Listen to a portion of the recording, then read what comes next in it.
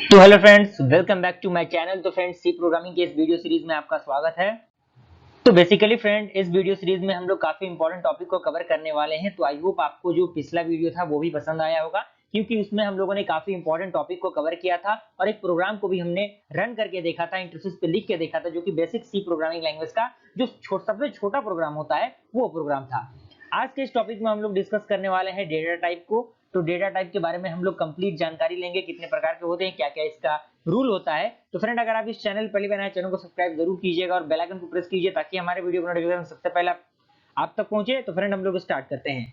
तो बात करते हैं डेटा टाइप की। तो इसमें कह रहा है कि to store data the program must be reserve space which is done using data type. यानी किसी भी डाटा को स्टोर करने के लिए हमें क्या होता है, कुछ स्पेस की जरूरत होती है। यानी कोई भी चीज को स्टोर करेंगे तो कुछ जगह तो वो कैरी करेगा ही, उसी जगह को यूज करने के लिए हम डाटा टाइप का यूज करते हैं। ओके, उसके बाद कह रहा है कि a data type is a keyword predefined instruction used for allocating memory for data. यानी जो डेटा टाइप होता है एक प्रकार का कीवर्ड होता है और साथ ही साथ प्रीडिफाइंड इंस्ट्रक्शन होता है, जो कि कंप्यूटर सिस्टम में आपके ऑलरेडी डिफाइंड होता है मेमोरी डाटा में। ओके, उसके बाद कह रहा है कि a data type specifies the type of data that a variable can store such as integer, floating character etcetera. यानी जो डाटा स्पेसिस होते हैं वो निम्नलिखित प्रकार के डाटा टाइप को कैरी करते हैं, जिसमें आपका इंटीजर आ जाता है, फ्लोट आ जाता है, कैरेक्टर आ जाता है, ये सारी चीजें आपकी आ जाती है।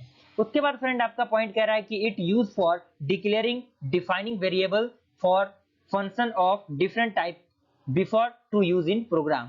यानी हम क्या करते हैं, इसका यूज करते हैं किसी भी प्रकार को डिक्लेयर करने के लिए, किसी भी प्रकार के वेरिएबल को या फिर फंक्शन को डिफरेंट टाइप ऑफ प्रोग्राम में, किसी भी प्रोग्राम को शुरू करने से पहले। ओके, उसके बाद फ्रेंड, आपका पॉइंट है, कह रहा है कि there are 4 types of data type in C language. यानी सी लैंग्वेज में 4 प्रकार के डेटा टाइप आपको मिलेंगे, जिसमें पहला है आपका बेसिक डेटा टाइप, जिसमें आपका इंटीजर, कैरेक्टर, फ्लोट, डबल, ये सारी वैल्यू आएंगी। और उसके बाद आपका है ड्राइव डेटा टाइप, जिसमें आपका एरे, पॉइंटर, स्ट्रक्चर, यूनियन, ये वैल्यू आएंगी। और उसके बाद आपका थर्ड है इन न्यूमेरिकेशन डेटा टाइप, जिसमें एनम वैल्यू आता है। इस सारी चीजों के बारे में हम लोग बारी बारी से डिस्कस करेंगे, तो आपको घबराने की बिल्कुल जरूरत नहीं है। उसके बाद आपका आता है वॉइड डेटा टाइप, जिसमें वॉइड कहने का मतलब है कि खाली यानी नल। उसके बाद एक नोट यहाँ पे दे रहा है कि these data type also known as primary data type. यानी इन सारे डेटा टाइप को, जो भी आपका डेटा टाइप दिखाई दे रहा है, integer, character, float, double, array, pointer, structure, ये सारी चीजों को हम लोग कह सकते हैं प्राइमरी डेटा टाइप। तो ये प्राइमरी डेटा टाइप में भी आता है। तो फ्रेंड, आई होप यहाँ तक क्लियर हुआ। नेक्स्ट स्लाइड देखते हैं हम लोग क्या है।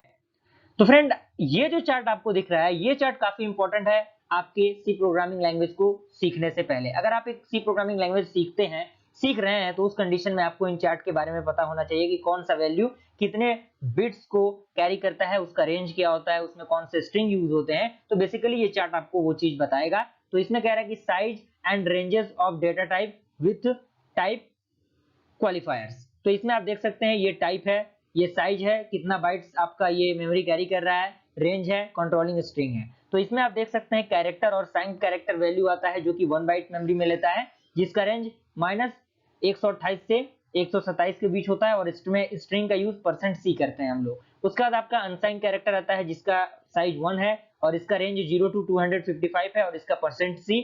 उसके बाद आपका इंट और साइंड इंट है, जिसमें 2 बिट्स आपका मेमोरी कैरी करता है, जिसका वैल्यू इतना तो इतना होता है, और इसके लिए हम लोग जो स्ट्रिंग है वो %d और %i भी लगाते हैं। इसी तरह करके अनसाइंड इंट का भी आप देख सकते हैं, जो कि अनसाइंड इंटीजर होता है। शॉर्ट इंट का भी देख सकते हैं। इन सारी चीजों के बारे में बेसिकली आप देख सकते हैं। और भी बहुत सारी चीजें हैं। फ्लोट का भी दिया हुआ है, फ्लोट का जो वैल्यू होता है कितना, और इसके लिए कौन कौन से हम लोग स्ट्रिंग का यूज करते हैं, ये चीजें दी हुई हैं। डबल के लिए भी दिया हुआ है और लॉन्ग डबल के लिए भी दिया हुआ है। तो बेसिकली आप इन चीजों को देख सकते हैं। तो चार्ट को आप लोग अगर नोट्स बना रहे हैं तो चार्ट को प्रिपेयर कीजिए और कहीं लिख के चिपका दीजिए, ताकि सारी चीजें टू द पॉइंट आपको याद रहे। नेक्स्ट स्लाइड आपका है फ्रेंड, वो है आपका वेरिएबल। वेरिएबल आखिर होता क्या है? तो इसमें कह रहा है कि variable is a name of memory location. यानी वेरिएबल क्या है? आपका मेमोरी का लोकेशन है, जिसे हम लोग वेरिएबल कहते हैं। And it is used to store data, जिसका यूज हम क्या करते हैं, किसी भी डाटा को स्टोर करने के लिए करते हैं। ओके, उसके बाद कह रहा है कि वेरिएबल्स आर चेंजेबल। यानी वेरिएबल को हम क्या कर सकते हैं, चेंज कर सकते हैं अपने अकॉर्डिंग। And we can change the value of variable during execution of a programme.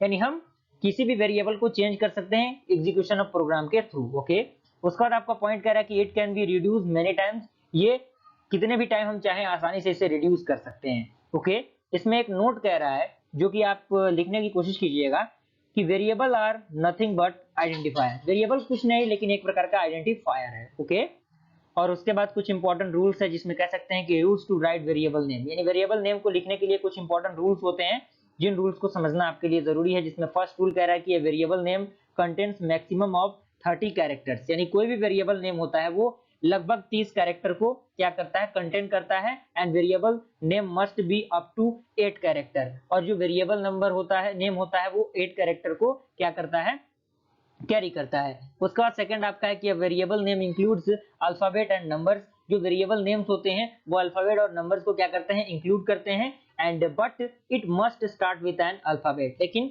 वो क्या होता है, अल्फाबेट से ही शुरू होता है।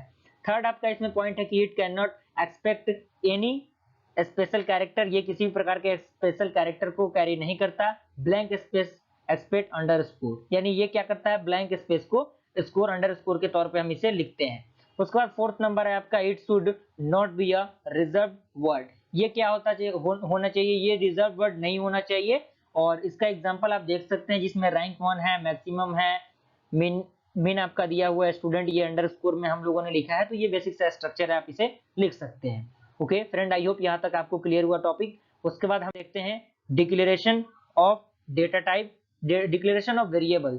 तो उसमें वेरिएबल को हम लोग किस तरह से डिक्लेयर करते हैं। तो इसमें कह रहा है कि variable can be use to store a value of any data type, यानी जो वेरिएबल होता है उसका यूज हम क्या करते हैं, किसी भी डेटा टाइप के वैल्यू को स्टोर करने के लिए यूज करते हैं। उसके बाद कह रहा है कि the declaration of variable must be done before they are used in a program, यानी जो डिक्लेरेशन होता है वेरिएबल का वो किसी भी प्रोग्राम को शुरू होने से या फिर खत्म होने से पहले उसका यूज किया जाता है, डिक्लेयर किया जाता है। The general format of declaring a variable, variable को डिक्लेयर करने के लिए जो जनरल फॉर्मेट होता है बेसिकली उसे हम लोग सिंटेक्स कहते हैं। किसी भी प्रोग्राम को लिखने से पहले हमें उसका सिंटेक्स पता होना चाहिए। तो सिंटेक्स बेसिकली ये है, जैसे data type underscore data and type variable 1 comma variable 2, इसी तरह करके हम लोग क्या करेंगे, and so on and term तक हम लोग जाएंगे। Okay, and variable are separated by a comma and declaration statement end with a semicolon. जो वेरिएबल नेम होता है उसे हम लोग कॉमा के थ्रू लिखते हैं, और जो स्टेटमेंट होता है जिसे हम लोग एंड करते हैं उसे हम लोग क्या करेंगे, लास्ट में आपका सेमीकोलन ऐड कर देंगे। एग्जांपल आप देख सकते हैं, जैसे वेरिएबल आपका इंटीजर टाइप का है, जैसे int x, y, z, and end आपका हो रहा है तो सेमीकोलन हम लोग लिख देते हैं। उसके बाद आपका फ्लोट a, b इंड होता है तो semicolon, character m, n end होता है तो आपका सेमीकोलन। तो यहाँ तक क्लियर हुआ। उसके बाद आपका आता है assigning value of values two variable, यानी किस तरह से हम लोग वैल्यू के वेरिएबल के वैल्यू को क्या करते हैं, असाइन करते हैं। तो उसमें कह रहा है कि values can be assign to a variable using the assignment operator, यानी किसी भी वैल्यू को असाइन करने के लिए हम क्या करते हैं, असाइनमेंट ऑपरेटर का यूज करते हैं, जो कि इसका सिंबल इक्वल का होता है। एंड यहाँ से आप समझेंगे तो general format of format statement is, ये आपका सिंटेक्स है, variable is equal to constant. तो यहाँ से एग्जांपल आप देख सकते हैं, सिंटेक्स आप लिखिएगा। Example x is equal to 100 है तो a is equal to 12.25 then m is equal to f।